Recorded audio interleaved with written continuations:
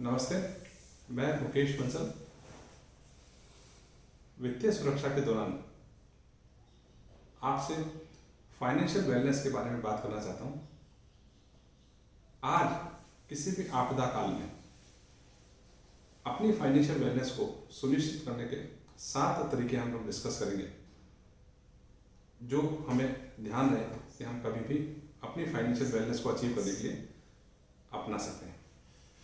Corona virus यानी अचानक आपदा पर यह सुनियोजित थोड़ी था, पर हम अपनी फाइनेंशियल वेलनेस को थोड़े थोड़े सुदृढ़ कदमों द्वारा सुरक्षित कर सकते हैं।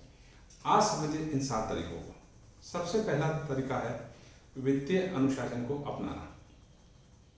शेयर बाजार, बॉन्ड मार्केट या अन्य वित्तीय बाजार कोरोना वायरस के दायरे में आ गए हैं। कंपनियों ने छंटनी और वेतन कटौती की दर्दनाक प्रक्रिया शुरू कर दी है। कंज्यूमर सेंटिमेंट हिट होने की वजह से डिमांड को धक्का लगा है। वैश्विक आपूर्ति श्रृंखला में बड़े व्यवधान देखे गए हैं। संक्षेप में, अभूतपूर्व कोविड-19 महामारी के कारण पूरी दुनिया अनिश्चितता और अतिरिक्त संकट का सामना कर रही है। कोविड-19 का प्रकोप केवल वर्ल्ड इकोनॉमी के लिए मायने रखता है, ऐसा नहीं है। ये कई मुद्दों के बीच पहले भी जुझारू था। व्यक्तिगत स्तर पर आपके जीवन और आजीविका ने भी एक कठिन मोड़ ले लिया होगा। किसी को भी नहीं बख्शा गया। निवारक और सुधारात्मक दोनों आपको अपने और अपने परिवार के वित्तीय कल्याण को सुनिश्चित करने के लिए विवेकपूर्ण वित्तीय क्रियाएं करनी चाहिए। दूसरा, जब वास्तविकता बदलती है तो आपको विवेक के अनुसार अपने निवेश को भी चेंज करना चाहिए। यदि आपने अभी भी इस तथ्य के साथ शांति नहीं बनाई है कि प्रत्येक दिन हम मंदी के करीब पहुंच रहे हैं, तो यह उच्च मुद्रास्फीति के दबाव के कारण एक भविष्य की लिक्विडिटी को कम कर सकता है। निवेशकों को हमेशा एक दीर्घकालीन दृष्टिकोण लेने की सलाह दी जाती है, लेकिन इस स्थिति में अल्पकालीन फाइनेंशियल गोल निर्धारित करना भी उतना ही महत्वपूर्ण है। इस अवधि के दौरान निवेश के फैसले आपके शॉर्ट टर्म फाइनेंशियल गोल्स को ध्यान में रखते हुए किए जाने चाहिए।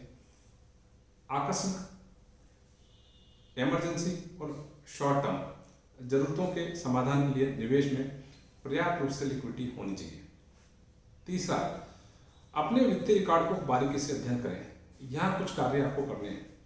बहुत ध्यान से आप समझें कि आपको क्या क्या कार्य करने हैं, जिनके लिए आपको एक प्रायोरिटी देनी है।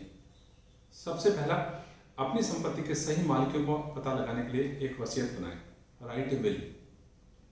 अपनी असेट्स और लायबिलिटीज के साथ में एक बैलेंस शीट तैयार करें। किसी ऐसे व्यक्ति के साथ साझा करें जिस पे आप भरोसा कर सकते हैं।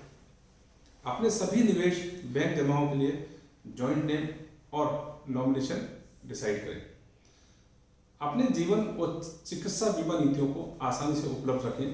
तत्काल परिवार के सदस्यों के साथ पूरे डिटेल्स को साझा करें और अपने सभी ऋणों, मौजूदा EMI का जायजा लें और ऋण की सेवा के लिए एक बैकअप योजना बना कर रखें। आपकी वित्तीय योजना में इन उपर्युक्त कार्यों को शामिल किया जाना चाहिए। सुनिश्चित करें कि आपके वित्तीय दस्तावेज, डॉक्यूमेंट्स उचित रूप से मैनेज्ड हों और आपके पास रिकॉर्डेड हों। इसके अलावा आपकी वित्तीय संपत्ति आपके बचाव में आनी चाहिए। तत्काल धन की आवश्यकता उत्पन्न होनी चाहिए।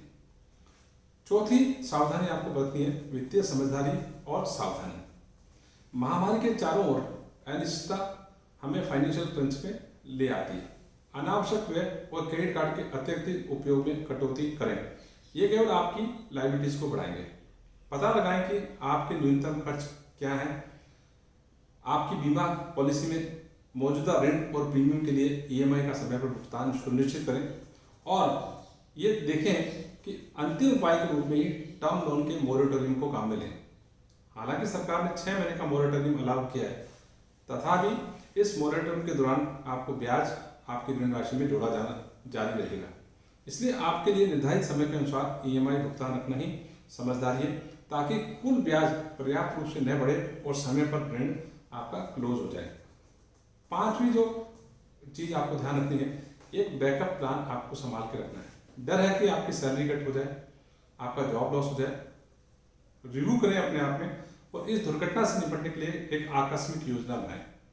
आवश्यक खर्चों को पूरा करने के साथ साथ अपनी फाइनेंशियल बैलेंस शीट को, अपने ऋण चुकाने की क्षमता को आप रिव्यू करें अचानक नकदी की कमी और वित्तीय डिफाल्टर होने के जोखिम से बचने के लिए निवेश को लिक्विड असेट्स के रूप में आप रीबैलेंस करें। हम अक्सर ये भूल जाते हैं कि ऐसी सिचुएशंस कभी भी अटैक कर सकती हैं और किसी को भी, यहाँ तक कि हमें फंसा भी सकती है। इसलिए सभी को बैकअप की जरूरत है। इसलिए नियमित आय सुनिश्चित करने के लिए प्लान बी तैयार करें। छठी ध्यान रखने वाली चीज है कि बीमा की स्थिति की जांच करें। वर्तमान महामारी ने अनिश्चित समय में बीमा के महत्व को दोहराया है। इसलिए यदि आपके पास बीमा नहीं है तो आज ही बीमा, जीवन बीमा और स्वास्थ्य बीमा लें। जीवन या स्वास्थ्य बीमा का योजना का विकल्प विवेकपूर्ण निर्णय है। यदि आप अभी तक फाइनेंशियल ईयर 19-20 के लिए आपने अगर अपना स्वास्थ्य बीमा या जीवन बीमा का प्रीमियम भुगतान नहीं किया है तो 30 जून 2020 तक उसे भुगतान कर सकते हैं और पिछले वित्तीय वर्ष में उसके लिए कटौती को आप क्लेम भी कर सकते हैं। सातवां जो फाइनेंशियल वेलनेस के लिए टिप है वो है फाइनेंशियल प्लानर को रखें साथ। सबसे महत्वपूर्ण कार्य, जब भी आप बात करें अपने फाइनेंशियल वेलनेस की तो अपने फाइनेंशियल एडवाइजर से सलाह लें। फाइनेंशियल एडवाइजर को हम वित्त का डॉक्टर भी बोल सकते हैं। ध्यान रखें, फाइनेंशियल एडवाइजर आपकी रिस्क को मैनेज करता है, आपका रिटर्न मैनेजर नहीं है। फाइनेंशियल एडवाइजर आपकी भूत और वर्तमान की जरूरतों को समझकर आपके भविष्य के बारे में, उसको अच्छा करने के बारे में काम करेगा। फार्मीय वित्तीय सलाहकार व्यक्तियों की आवश्यक जरूरतों को आकलन करते हैं, उन्हें निवेश, स्टॉक और बॉन्ड, टैक्स कानून और बीमा निर्णयों में मदद करते हैं। वे ग्राहकों की शॉर्ट टर्म और लॉन्ग टर्म फाइनेंशियल प्लानिंग में मदद करते हैं और ग्राहकों के फाइनेंशियल गोल को अचीव करने में हेल्प करते हैं। आप अपने सवाल advisor@smartnivesh.com पे मुझे भेज सकते हैं, जहां मुझे बड़ी खुशी होगी आपके सवालों के जवाब देंगे। लेकिन ये 7 पॉइंट्स अगर अपनी फाइनेंशियल वेलनेस को आप प्लान करने में ध्यान रखें तो बहुत अच्छा होगा।